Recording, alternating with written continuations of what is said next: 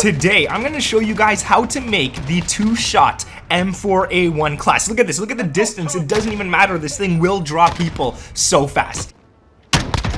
So as you guys saw there, man, this thing only takes 2 shots and nothing more than that whatsoever. I mean, if you're shooting at the feet, it might take a little more, but we're going to ignore that, guys. Today, I want to share this class with you, but I also have a class that makes the M4A1 have literally 0 recoil whatsoever. So if you want to play it in Warzone, even if you want to use it in multiplayer, this class still works in every single game mode. So I'm going to show you guys these classes. They're absolutely insane, man. If we could drop a like on this video, we're going to set a goal of like 1,500 likes, man. If we could hit that, that would be absolutely amazing. And I also want to say, if you guys could subscribe to the channel with those notifications turned on, that would be really cool as well. Now let me know down in the comments below if you guys think the M4A1 is overpowered or not. I think even just the base M4A1 is very overpowered. I want to share the first class with you guys, and the reason I want to share this one first is because this thing is an absolute laser. If you're looking for a class in Warzone, you've come to the right video. This class is going to help you guys out tremendously. Now I will also say I'm going to share that other class with you guys in just a moment here. They're both amazing, they're both great classes,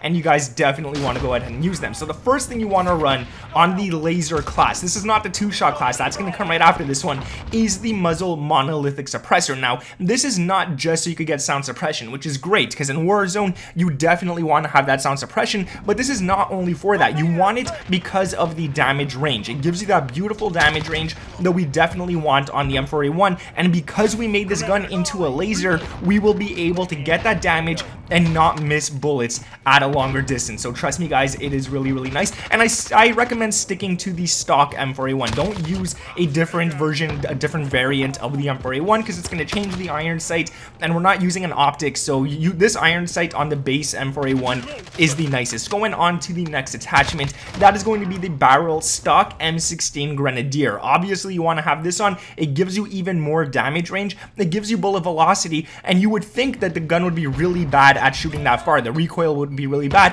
but you also get recoil control with this attachment right here. So yeah, you're gonna lose some ADS speed and some movement speed, and it's gonna feel a little heavier, but trust me, that extra recoil control, bullet velocity, and damage range is really nice. This gun's gonna feel like you're hacking, dude. It's weird, like it shouldn't even be fair. Now the next attachment is going to be an optional one, and you have the option between 3 of the next attachments that I'm gonna mention. You could either put on the laser tack laser, which gives you ADS speed, aiming stability, and aim walking steadiness. Really, it's a go-to laser if you guys want it. It's nice, it works well, and it does the job. Or you could go ahead and put on the stock no stock, but if you put this on, I will say the gun won't feel as accurate, but you will be able to move around faster, you will be able to ADS faster, you'll be able to do a lot of stuff quicker. Or you could go to the ammunition and put on the 60 round mags. Now the 60 round mags is nice, so you don't have to reload too often. Now honestly, I go more for the tack laser or the 60 round mags rather than going for the no stock, but this class still works with it, so if you want to throw on no stock, go ahead.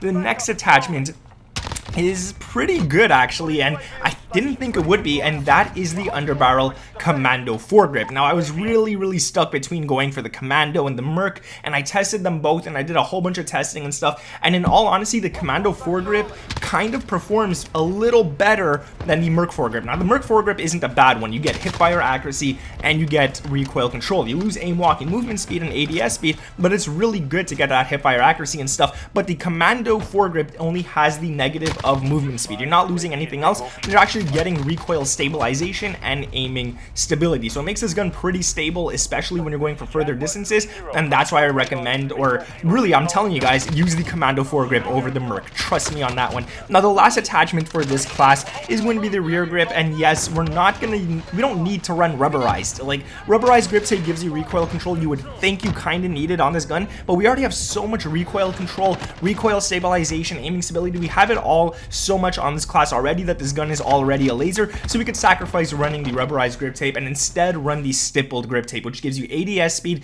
and sprint to fire speed. And in my opinion, that sprint to fire speed is kind of necessary. It really does help this gun outperform another weapon in its category. So trust me guys, make sure you have it. Now you are losing some aiming stability, which is not too much of a problem. I mean, aiming stability doesn't have any effect once you're shooting. Once you're shooting your gun, it's all about recoil. It has nothing to do with aiming stability. Aiming stability is pretty much when you're aiming down sights before you start shooting. It's how stable your gun is, how much it's not swinging, how much it's moving, all that kind of stuff. That's what aiming stability is. So trust me, once you start shooting, it doesn't matter. But now let's get into the actual 2-shot class, because this is where the M4A1 gets very interesting. Now, I recommend running this gun as if you were running a regular M4A1. You don't have to change your playstyle, you don't have to play faster, you don't have to play slower.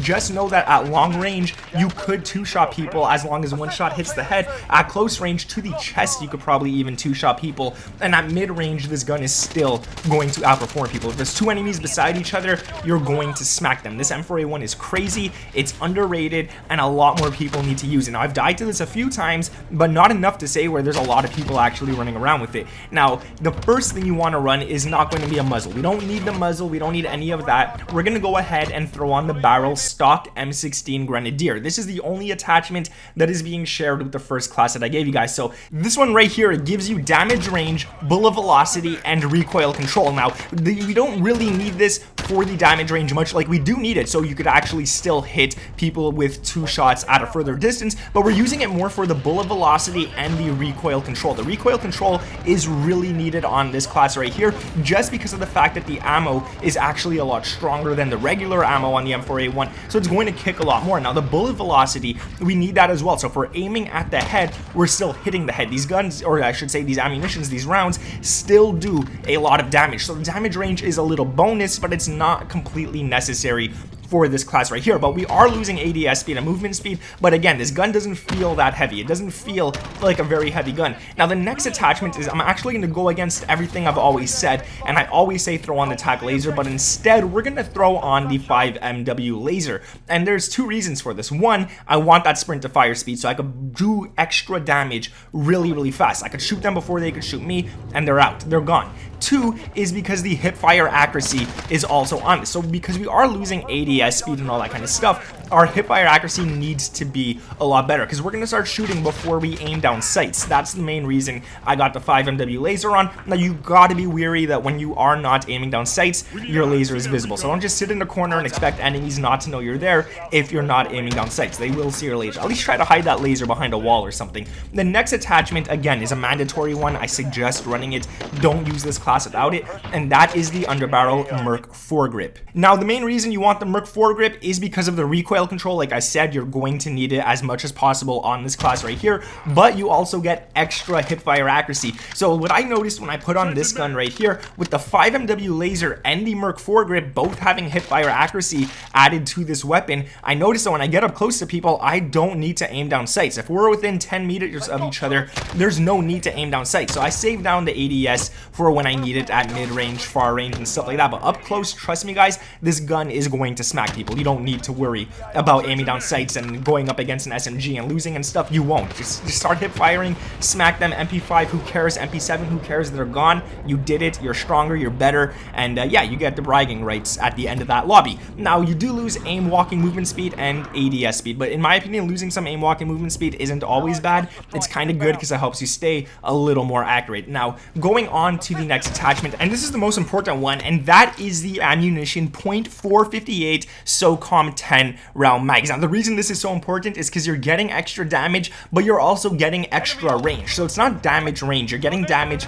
and you're getting range, which is really nice for this weapon right here. So that's how you get this gun to be a two-shot gun. Now, you only have 10 round mags. That might seem bad, but trust me guys, it's not the end of the world whatsoever. You can still, like, really, it reloads very fast. The magazine is not big. It's as if you had sleight of hand on a weapon that had 60 round mags when you reload this thing. It's not bad whatsoever. Now, you are losing fire rate, but it's okay. You only need 2 bullets. You are losing recoil control, and you're losing quite a bit, which is why I said you need that Merc Foregrip. You need the actual M16 Grenadier barrel. You need everything to help you get that recoil control back. Now, you are losing magazine ammo capacity as well, which is why it's 10 round mags. Now, the last attachment, just to help again with that recoil, is going to be the rear grip rubberized grip tape. All it gives you is recoil control, and all you lose is aiming stability, which, trust me, is kind of useless. You don't have to worry about that. So that is the class right there. That is both M4A1 classes. Let me know what you guys think of them down in the comments below. And man, if you guys could drop a like on this video, all I'm asking for is 1,500. Just do it really fast, smack it, beat it, smack it in the face. Literally, the like button has a face. It's your worst enemy. It's the person you dislike the most. So just smack it. Subscribe to the channel if you guys are new around here with those notifications turned on. Man, we are so close to 650k, so once we hit that, that's gonna be pretty crazy. Thank you guys for watching. My name is Nick, and I'll catch you in the next one. Peace.